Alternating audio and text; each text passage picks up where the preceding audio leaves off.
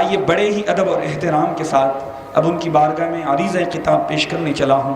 صدارتی خطاب کے لیے آج الحمدللہ آپ اپنی ماتھے کی نگاہوں سے دیکھ رہے ہیں بدر ملت کے وہ شہزادے جو امریکہ میں رہ کر بھی الحمدللہ حیدرآباد کے اندر سنیت کے کام کو آگے بڑھا رہے ہیں۔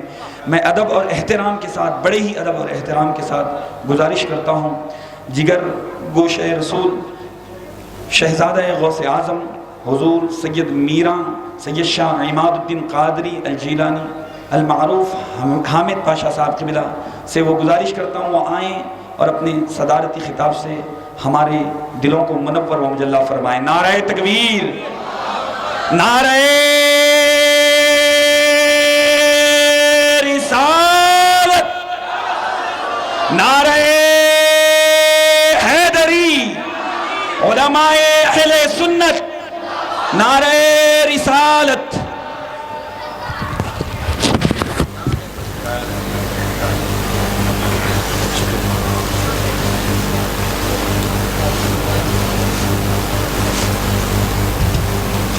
الحمد لله رب العالمين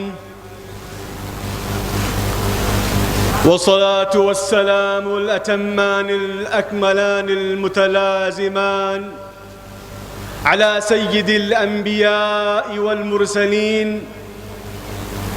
سيدنا محمد المبعوث رحمة للعالمين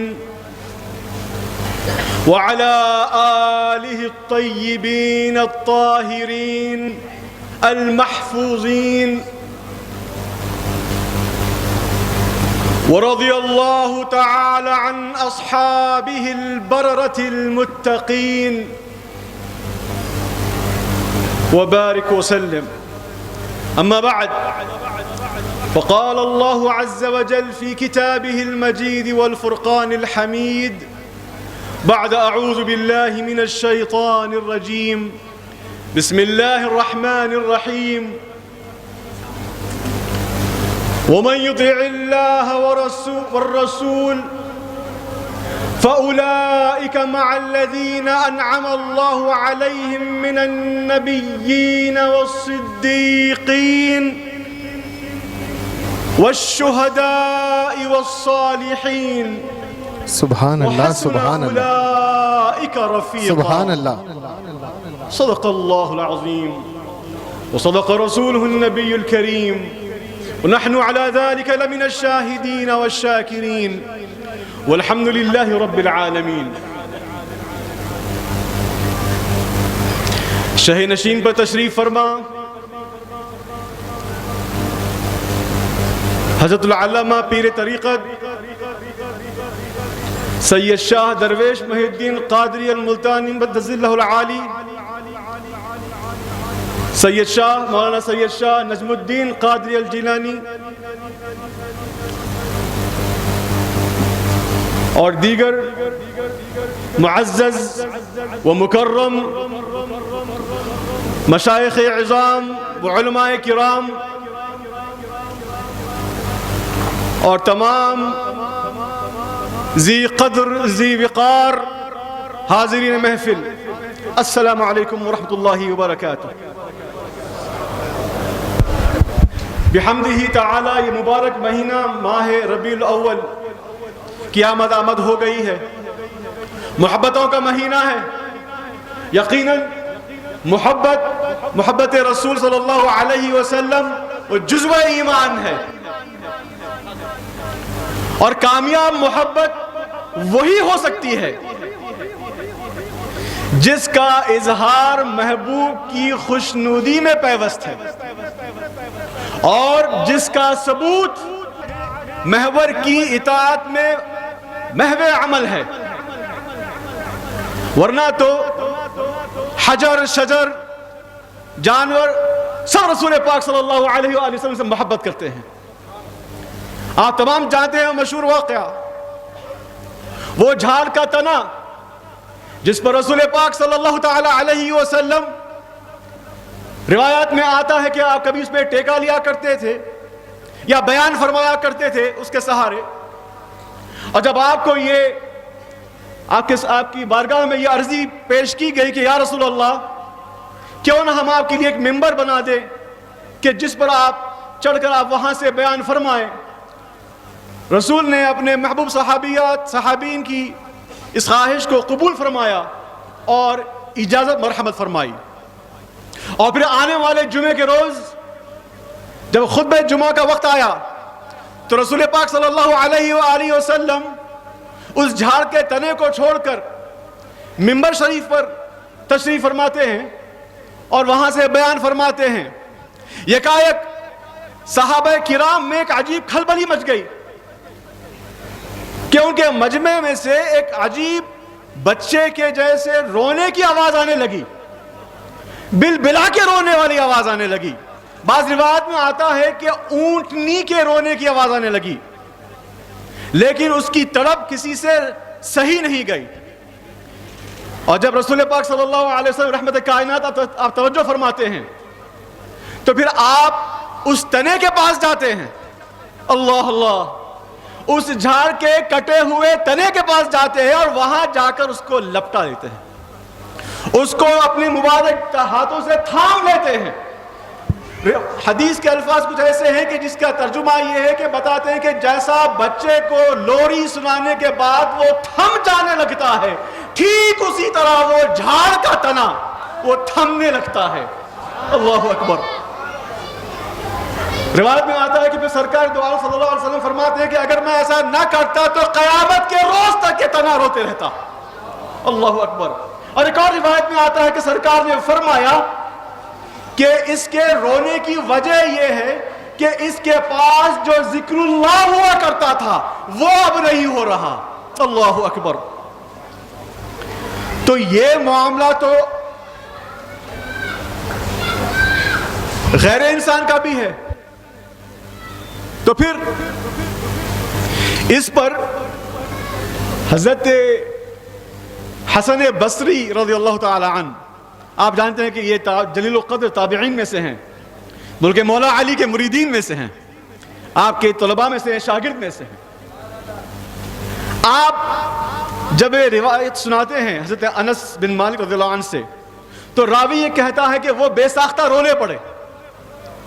حضرت حسن بصری وہ رو پڑے اور یہ فرمانے لگے یہ تو لکڑی ہے، هذه خشبة تحن إلى رسول الله صلى الله عليه وآله وسلم ونحن أحق أن نشتاق إلى رسول الله أو كما قال، اور ہم پر تو زیادہ حق ہے کہ ہم رسول اللہ کے اشتیاق میں رہیں، رسول اللہ کو یاد کریں، رسول اللہ کا ذکر کریں، رسول اللہ کا ذکر بارہا کریں۔ اللہ اکبر۔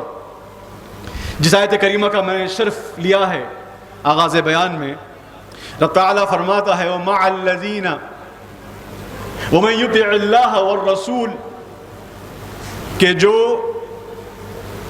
اللہ اور رسول کی اطاعت کریں گے۔ اس سے پہلے کہ میں آپ کو اس کا ترجمہ سنا دوں، اس آیت کے پس منظر میں پہلے میں آپ سے عرض کر دوں کہ اس آیت کے پس منظر میں، کانٹیکسٹ میں، مفسرین کرام ایک حدیث شریف وہ نقل کرتے ہیں۔ میں جس کی نقالی کر رہا ہوں امام قرطبی ہے، تو اپنی تفسیر میں وہ کہتے ہیں کہ حضرت ثوبان رضی اللہ تعالی عنہ صحابی رسول، مولا رسول، یعنی رسول پاک کے آپ غلام تھے، اور آپ کو رسول پاک سے اتنی شدید محبت تھی کہ جس کی کوئی مثال مشکل سے ملتی۔ تو ایک دفعہ ہوتا یہ ہے کہ آپ کا چہرہ سوکھنے لگتا ہے اور چہرے پر غم کے آثار نمودار ہیں۔ تو رحمت کائنات جب باہر جب تشریف فرما رہے تھے، جب واپس لوٹتے ہیں اور ان کا یہ حال آپ ملاحظہ فرماتے ہیں تو آپ پوچھتے ہیں کہ ما غیر لونک، کہ تمہارے یہ چہرے کا رنگ کیوں بدلا ہوا ہے بھائی؟ تمہاری طبیعت، تمہاری خیریت تو ہے، تمہارے میں یہ تغیر کیوں آیا ہوا ہے؟ اللہ اکبر۔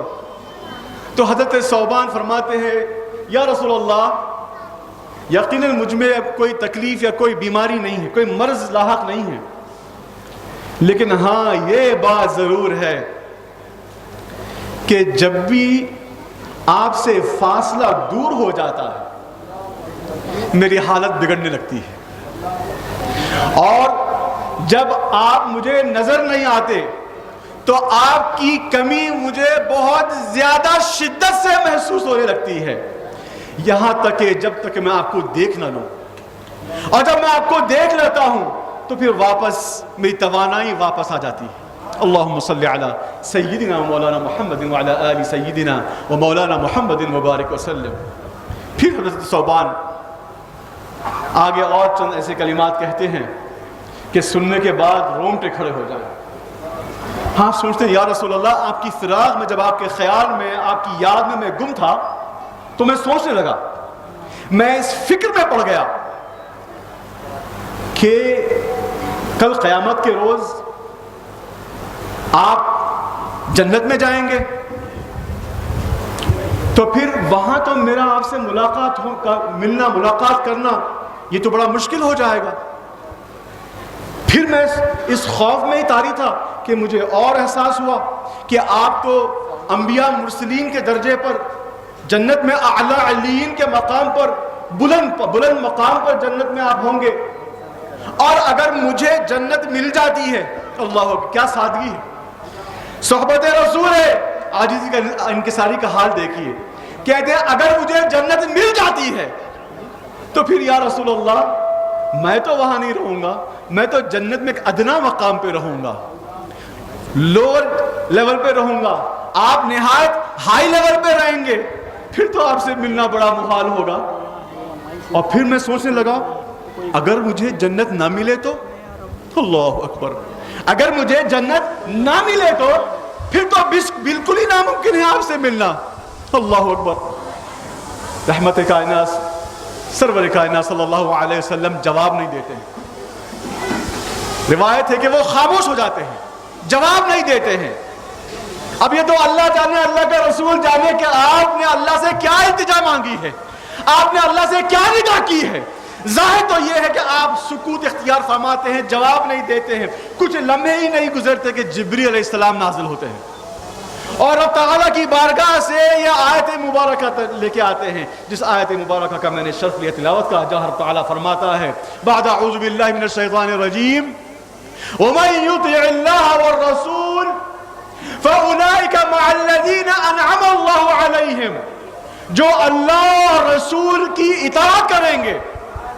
بات محبت کی چل رہی ہے، بات فراق کی چل رہی ہے، لیکن ساتھ میں بڑی خاص تربیت ہو رہی ہے، اللہ اکبر، کہ محبت یقیناً ہے، دعویٰ سب کا ہے، لیکن وہ دعوے پہ پورا اگر اترنا ہے تو پھر خوشنودی بھی پیوست ہے، اور خوشنودی محور عمل میں ہے، اور عمل کی اللہ تعالیٰ فرماتا ہے کہ دیکھو وہی اس کو معیت حاصل ہوگی، وہ جو اللہ اور اس کے رسول کی اطاعت کرے گا، اور جب اطاعت کرے گا تو پھر اسی آیت کے اگلے ٹکڑے میں رب تعالیٰ فرماتا ہے تو پھر اس کو ان کی معیت ملے گی جو نبیوں میں سے ہیں، صدیقین میں سے ہیں، شہداء میں سے ہیں، صالحین میں سے ہیں، اور پھر خود اللہ تعالیٰ قرآن پاک میں فرماتا ہے کیا خوب سنگت ہے، کیا خوب یہ صحبت ہے، وہ حسن اولئک رفیقا۔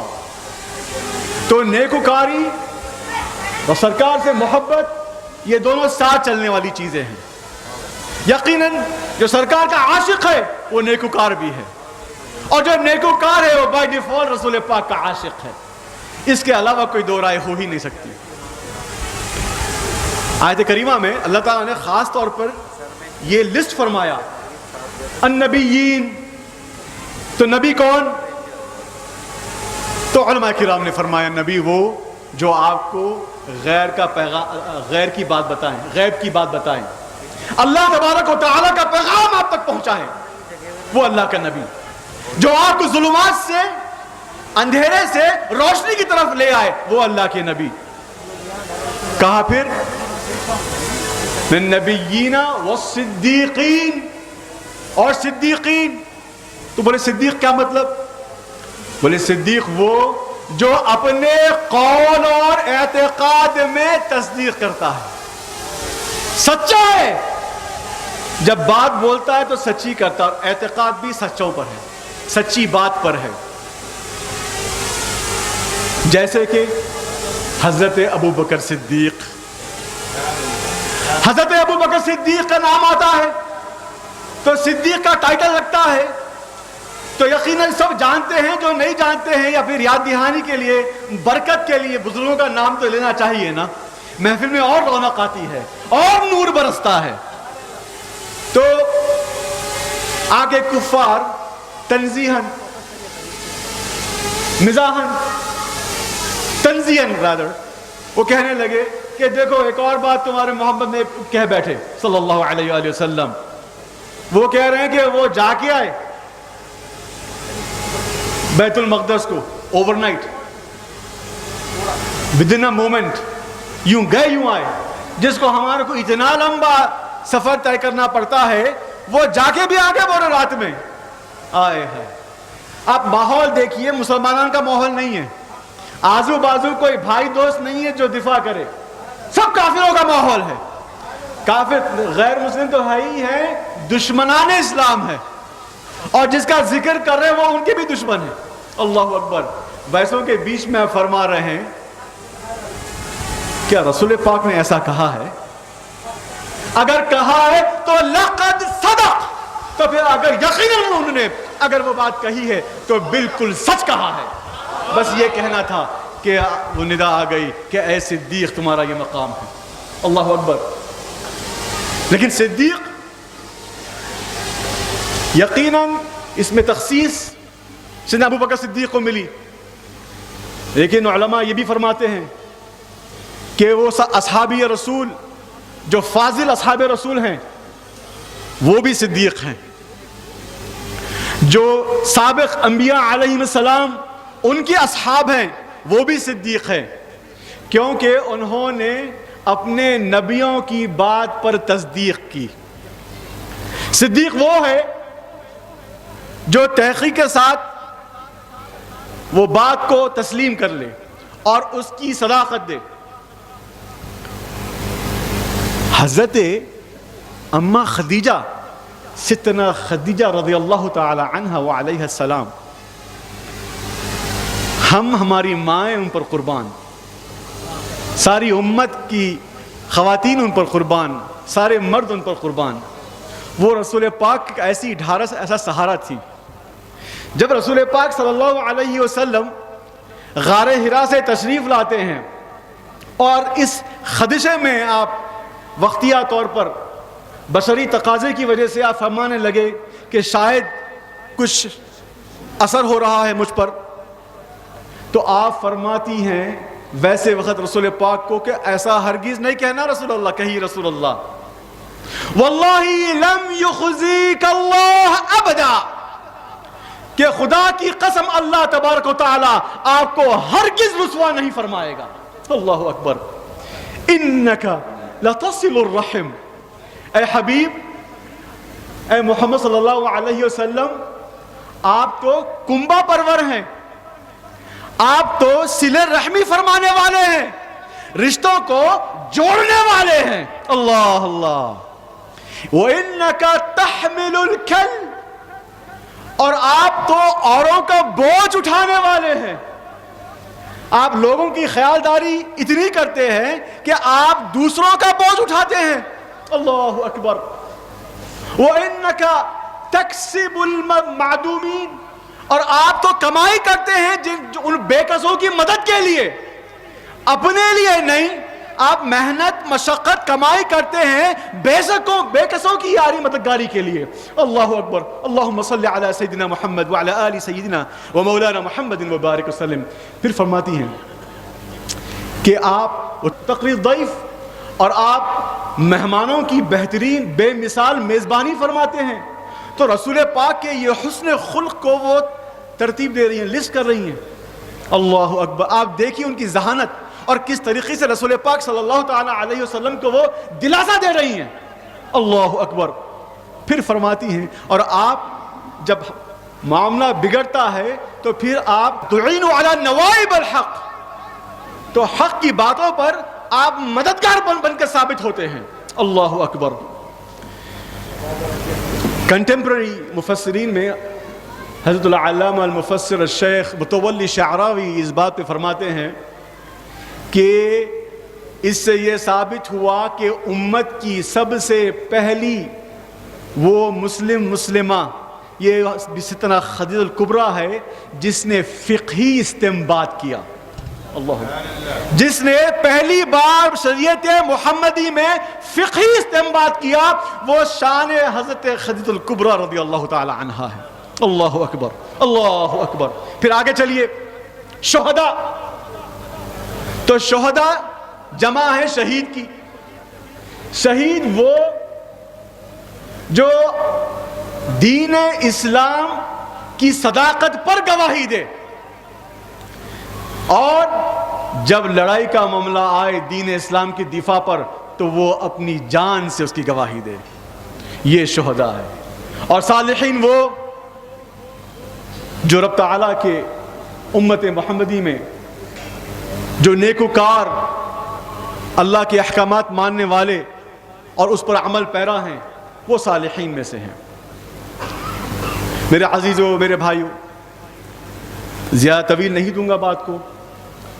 ابھی الحمدللہ میرے بعد مولانا سید شاہ نجم الدین قادری الجیلانی المعروف ساخت پاشا صاحب، اللہ تعالیٰ ان کو کروڑوں نعمتوں سے نوازے کہ الحمدللہ یہ جو 2 روزہ عالی شان جلسے کا انعقاد کیا جا رہا ہے وہ ان کی انتک محنت، تگ و دو اور کوشش کے ساتھ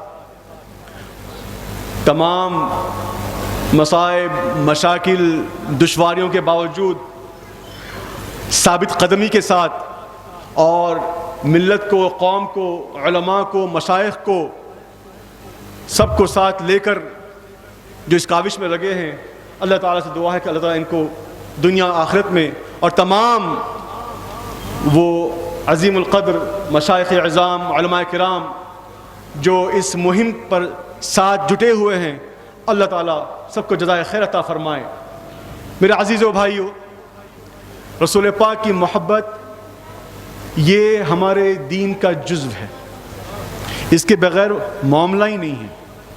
اور خود رسول پاک فرماتے ہیں مختلط حبی بقلب عبد، کہ جس بھی بندے کے سینے میں مکس ہے میری محبت، حرم اللہ جسدہ علی النار، کہ اللہ تبارک و تعالی وہ جس کے بھی سینے میں رسول پاک کی محبت ہے اللہ تبارک و تعالی اس کے اوپر جہنم کی آگ حرام فرما دے گا.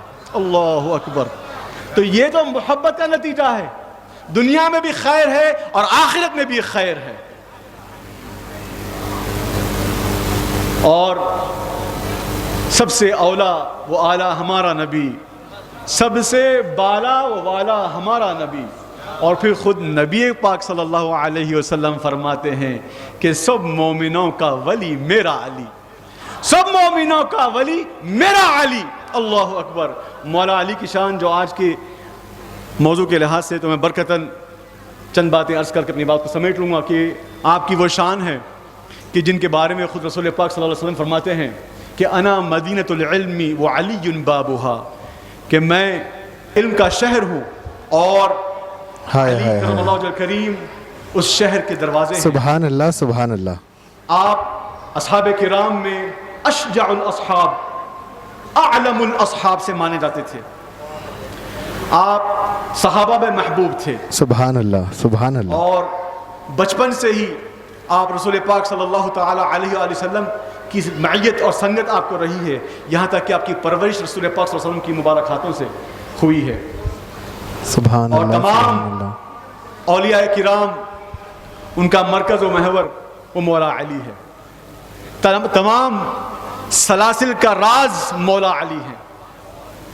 تو رب تعالیٰ سے ہم دعا کرتے ہیں کہ اللہ تعالیٰ ہمیں ایسوں میں رکھے جن کا ذکر اللہ تعالیٰ نے قرآن پاک میں فرمایا کہ من النبیین سبحان اللہ سبحان اللہ سبحان اللہ والصالحین ہائے ہائے وحسن اولئک رفیقا وصلی اللہ تعالی علی سیدنا محمد وعلی آلہ واصحابہ اجمعین بارک اللہ